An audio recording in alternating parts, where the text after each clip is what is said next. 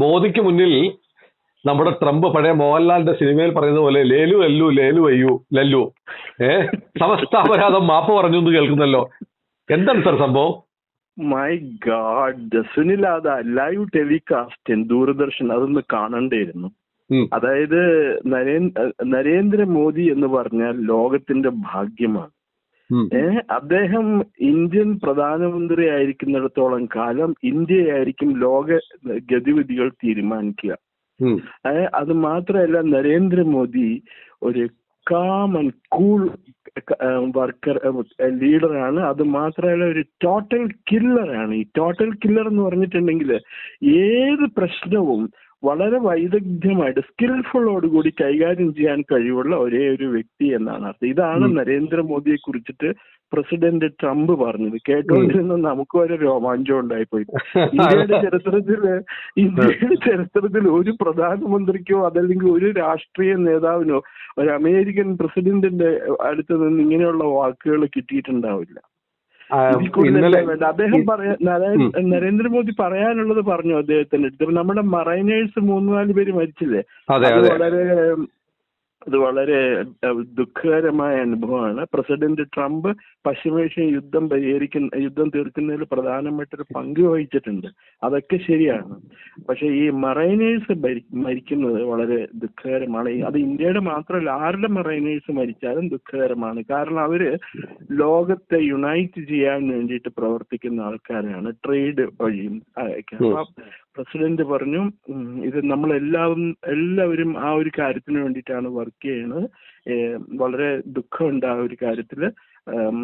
ഇത് അവരുടെ ജോലി എന്ന് പറയുന്നത് വളരെ റിസ്കി ജോലിയാണ് എന്ന് പറഞ്ഞ് തല ഊരുക ചെയ്ത പ്രസിഡന്റ്. പക്ഷെ പറയാനുള്ളത് മോദി മുഖത്ത് നോക്കി തന്നെ പറഞ്ഞു. ഇന്നലെ ഒന്നാമത് ഹിന്ദി ഭാഷയിൽ പറഞ്ഞു, അത് ട്രാൻസ്ലേറ്റ് ചെയ്ത് കൊടുക്കുകയും ചെയ്തു. അച്ഛനായിട്ട് ഇംഗ്ലീഷിൽ ട്രാൻസ്ലേറ്റ് ചെയ്ത് കൊടുക്കുകയും ചെയ്തു. അത് മാത്രമല്ല സാർ, ഇന്നലെ അവർ ആദ്യമായി കണ്ട മീറ്റിംഗിന്റെ വീഡിയോസ് പുറത്തു വന്നിരുന്നല്ലോ.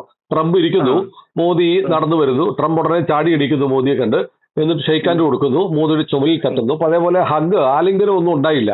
അത് മാത്രമല്ല, അത് കഴിഞ്ഞ് മോദി സംസാരിക്കുമ്പോൾ മോദി പറഞ്ഞു, ഇന്നിപ്പോ ലോകത്തിന്റെ പ്രശ്നം എന്ന് പറയുന്നത് റിസോഴ്സുകൾ ഇല്ലാത്തതല്ല, ട്രസ്റ്റ് ഇല്ലാത്തതാണ്.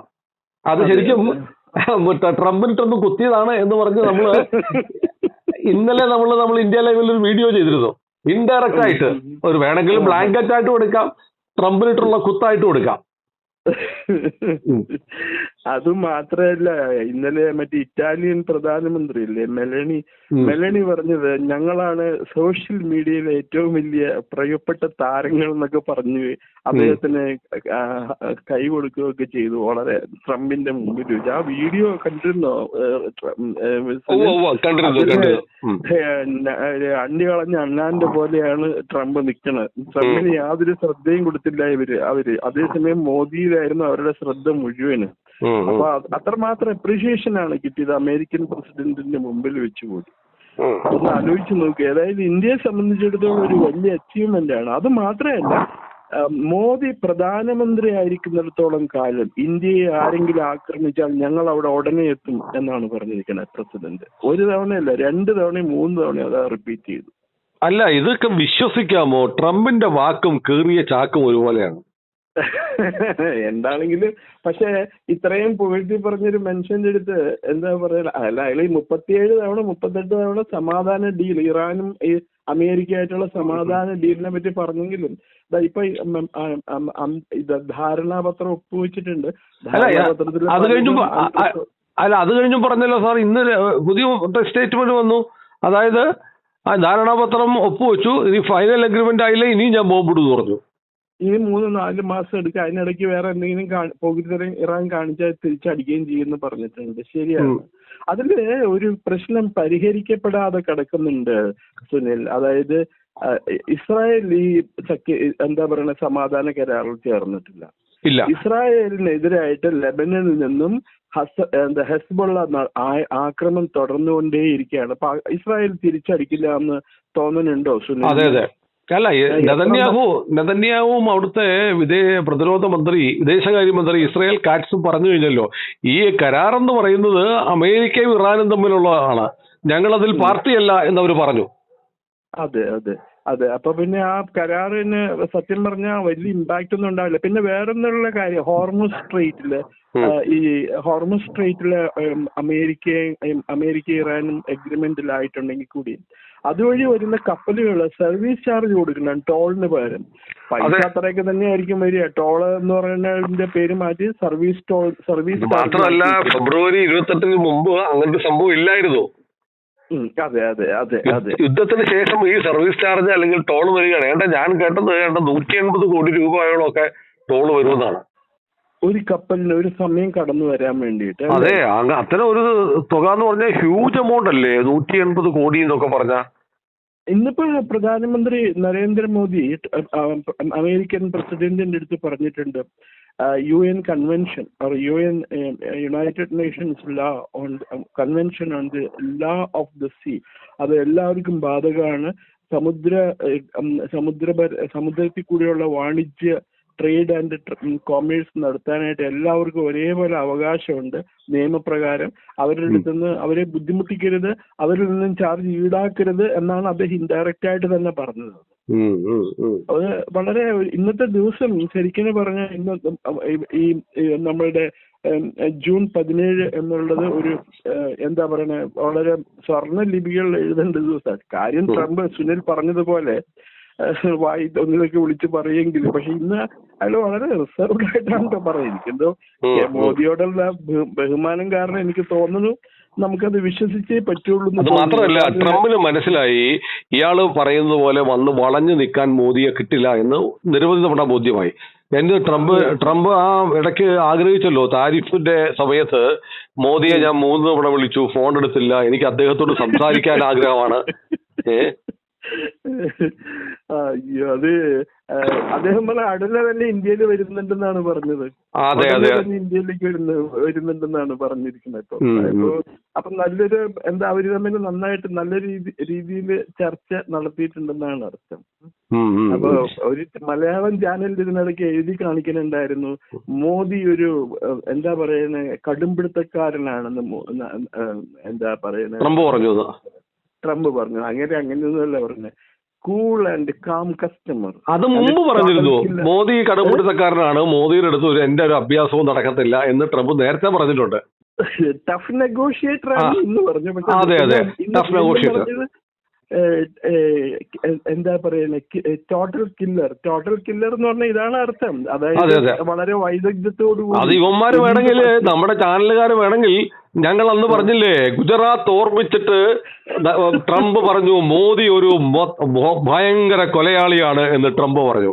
അല്ലെങ്കിൽ മോദിയെ ട്രംപ് കൊലയാളി എന്ന് വിളിച്ചു, ഗുജറാത്ത് ആയിരിക്കും ട്രംപിന്റെ മനസ്സിൽ എന്നൊക്കെ ചിലപ്പോ ഈ വരയുള്ള മാപ്രകൾ വാർത്ത കൊടുക്കും. അത് തട്ടിവിടും, അതവര് ചെയ്യും. കാരണം അവർക്ക് അതിന് വേണ്ടിയിട്ടാണല്ലോ പൈസ കൊടുക്കുന്നത്. ജോർജ് സോറോസ് മറ്റുള്ളവരൊക്കെ പൈസ കൊടുക്കുന്നത് അതിന് വേണ്ടിയിട്ടാണ്. അതിന് മാത്രം ബോധമുള്ളൂ സാർ. അല്ല, ഹോട്ട് ഡോഗിനെ കഴിച്ചു, ചൂടുള്ള പട്ടിയെ കഴിച്ചു എന്ന് പറയുന്നവരല്ലേ. സുനിൽ, സത്യം പറഞ്ഞാൽ നമ്മൾ ഇവര് പറയണേക്കാൾ നമുക്ക് വേറെ എത്രയോ നല്ല കാര്യങ്ങൾ ചെയ്യാനുണ്ട്. ഈ മൊട്ടേനെയും പൊട്ടേനെയൊക്കെ പറ്റി പറയണേക്കാളും നല്ലത്. അല്ല, ഇവര് സാറ് ശ്രദ്ധിച്ചില്ലേ, അതായത് ഈ എപ്സ്റ്റീൻ ഫയൽസ് എന്ന് പറയുന്നതിനകത്ത് മോദിയുടെ പേരുണ്ടെന്ന് കുറെ ആളുകൾ പ്രചരിപ്പിച്ചു. അതിനകത്ത് പറയുന്നത് എന്താണ്, ഇസ്രയേലിൽ എത്തിയിട്ട് അവരുടെ ട്യൂണിനൊത്ത് ഡാൻസ് ചെയ്തു മോദി എന്നാണ് പറഞ്ഞത്. എന്ന് പറഞ്ഞാൽ അവരുടെ താളത്തിന് തുള്ളി എന്നാണ്. പക്ഷെ ഇവിടുത്തെ മാധ്യമങ്ങൾ പറഞ്ഞാണ് ഇസ്രയേലിൽ പോയിട്ട് മോദി ഡാൻസ് ചെയ്തു എന്നാണ് ഇവർ വ്യാഖ്യാനിച്ചത്. ഇവിടുത്തെ എല്ലാ ചാനലുകളും ഐക്യകണ്ഠേന റിപ്പോർട്ട് കൊടുത്തിരുന്നു. നമ്മുടെ ഒരു സംഗീത സംവിധായകനില്ലേ, തെലുങ്ക് സിനിമയിൽ അദ്ദേഹത്തിന് ഓസ്കർ അവാർഡ് കിട്ടി. എന്തോ ഒരു 4-5 വർഷം മുമ്പാണ് അദ്ദേഹത്തിന് ഓസ്കർ അവാർഡ് കിട്ടിയത്. വലിയ എന്താ പറയുന്ന സംഗീത സംവിധായകൻ, എനിക്ക് പേര് ഓർമ്മയില്ല. അപ്പൊ അദ്ദേഹത്തിന് ഇന്റർവ്യൂ ചെയ്തപ്പോ അവിടെ വെച്ചിട്ട് ഓസ്കാർ വേദിയിൽ വെച്ചിട്ട് ഇന്റർവ്യൂ ചെയ്തപ്പോ അദ്ദേഹം പറഞ്ഞു, എന്നെ ഏറ്റവും കൂടുതൽ സ്വാധീനിച്ചത് കാർപ്പന്റേഴ്സിന്റെ മ്യൂസിക് എന്നെ സ്വാധീനിച്ചത്. അതെ അതെ അതെ, ഓർക്കുന്നുള്ളൂ. ആശാരിമാരുടെ കൊട്ടുപടിയുടെ ശബ്ദമാണ് എന്നെ ഏറ്റവും കൂടുതൽ സ്വാധീനിച്ചത്.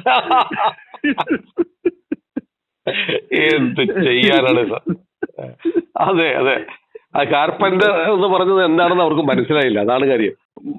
പിന്നെ വേറൊരു എന്നുള്ളത് ഗ്രഹാം ഗ്രീൻ ആണെന്ന് തോന്നുന്നു നൊബേൽ സമ്മാനം കിട്ടി സാഹിത്യത്തിന്. അപ്പോഴേ ലോർഡ് ഓഫ് ദി ഫ്ലൈസ് എന്ന് പറഞ്ഞ പുസ്തകത്തിനാണ് അദ്ദേഹത്തിന് അവാർഡ് കിട്ടിയെന്ന് പറയുന്നത്. ലോർഡ് ഓഫ് ദി ഫ്ലൈസ് ഞാൻ ഇതുവരെ വായിച്ചിട്ടില്ല കേട്ടോ, അതിന്റെ കഥ അറിയാമെന്ന് മാത്രമേ ഉള്ളൂ. അപ്പൊ ഇവിടുത്തെ മലയാള ആൾക്കാർ ട്രാൻസ്ലേറ്റ് ചെയ്ത പത്രക്കാർ ഒന്നാണ് ഈച്ചകളുടെ ഈശൻ എന്ന പുസ്തകത്തിനാണ് അതുകൊട്ടെ സാർ, പ്രൈമ ഫേസി എന്നുള്ള പെൺകുട്ടിയാണ് അത് ആദ്യം കണ്ടത് എന്ന് പറഞ്ഞതല്ലേ?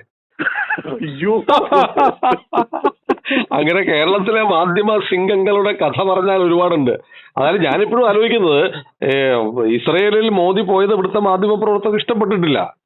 ഇസ്രയേലിനോട് ഇന്ത്യ ഇത്രയും അടുപ്പം ഉണ്ടാക്കിയത് ഇഷ്ടപ്പെട്ടിട്ടില്ല.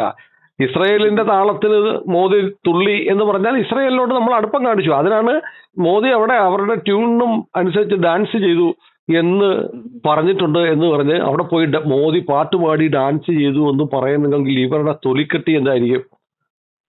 അതില് ഇവരുടെ പ്രശ്നം എനിക്കൊരു ആശങ്ക മാത്രമേ ഉള്ളൂ സുനിൽ. അതായത് ഈ ഒരു പത്രം വായിക്കുന്നവര് അതല്ലെങ്കിൽ ഒരു ചാനൽ മാത്രം കാണുന്നവര് അവരിത് അപ്പാടെ വിഴുങ്ങും, ഇത് അങ്ങനെ തന്നെ വിശ്വസിക്കുക. അവർക്ക് അറിയില്ല ന്യൂസ് വളച്ചൊടിക്കുന്നതും അതല്ലെങ്കിൽ വകുതിരിവില്ലാത്തവരാണ് ന്യൂസ് എഴുതുന്നത് എന്നുള്ള വിവരം അവർക്ക് അറിയില്ലല്ലോ. അവരെ വിശ്വസിക്കുക. എനിക്ക് ആ വിഷമേ ഉള്ളൂ. അതെ അതെ അതെ, സാമാന്യ ജനം കരുതുന്ന മാധ്യമ പ്രവർത്തകർക്ക് നല്ല ബോധവും വിവരവും വിദ്യാഭ്യാസവും തിരിച്ചറിവും ഉള്ളവരാണെന്നാണ് കരുതുന്നത്. ഇതൊന്നും 7 അയലത്ത് പോയിട്ടില്ല എന്ന് നമുക്കല്ലേ അറിയാവുള്ളൂ. ഏതായാലും സാർ വലിയ സന്തോഷം, നമുക്ക് അഭിമാനമാണ് ഇന്ത്യയെ കുറിച്ച്, ഇന്ത്യയുടെ പ്രധാനമന്ത്രിയെ കുറിച്ച് അമേരിക്കയുടെ തലവൻ ഇങ്ങനെ പറയുമ്പോൾ നമുക്ക് ഇന്ത്യക്കാർക്ക് അഭിമാനം ഉണ്ടാവും. ഇന്ത്യക്കാർക്ക് അഭിമാന മുഹൂർത്തം തന്നെയാണ് ദേശീയവാദികൾക്ക്. അങ്ങ് പറഞ്ഞ പോലെ ഇന്ത്യക്കാർക്ക്. അതെ അതെ അതെ അതെ, അതാ ഞാൻ പറഞ്ഞത് ഇന്ത്യക്കാർക്ക് ഞാൻ ആവർത്തിച്ചു പറഞ്ഞത്. കൂടി സുനിലിനെ കുറിച്ചിട്ട് ഒരാള് സംസാരിച്ചു ഫോണിൽ വിളിച്ചു കഴിഞ്ഞിട്ട്, ഓ സുനിലല്ലേ, സുനിൽ ഒരു ഭയങ്കര നാഷണലിസ്റ്റ് ആണ്, രാജ്യത്തിന്റെ തൊട്ടി കളിച്ച സുനിൽ ഒരെണ്ണത്തിനെയും വെറുതെ വിടില്ല, ബാക്കി ആരും എന്തുവേണേ പറഞ്ഞാൽ കുഴപ്പമില്ല, ഇന്ത്യ എന്നുള്ള സങ്കല്പത്തിനെതിരായിട്ട് ആരെങ്കിലും എന്തെങ്കിലും പറഞ്ഞു കഴിഞ്ഞാൽ സുനിൽ അവര് വലിച്ച് കീറി ചുമരിലൊട്ടിക്കും. This is the word used. Bharatam നമ്മുടെ അമ്മയല്ലേ സാർ? ഭാരതം നമ്മുടെ അമ്മയല്ലേ സാർ? ഭാരതാംബയെ വന്ദിച്ചുകൊണ്ട് ഇനിയൊരു ജന്മമുണ്ടെങ്കിൽ അതും ഈ ഭാരത മണ്ണിൽ തന്നെ ആവണമെന്ന് ആഗ്രഹിക്കുന്ന ലക്ഷക്കണക്കിന് ആളുകളുടെ കൂട്ടത്തിലുള്ള ഒരു ഏറ്റവും പുറകിൽ നിൽക്കുന്ന ഒരാളാണ് ഞാൻ, സാറിനെ പോലെ തന്നെ. Okay sir, thank you. നമസ്കാരം.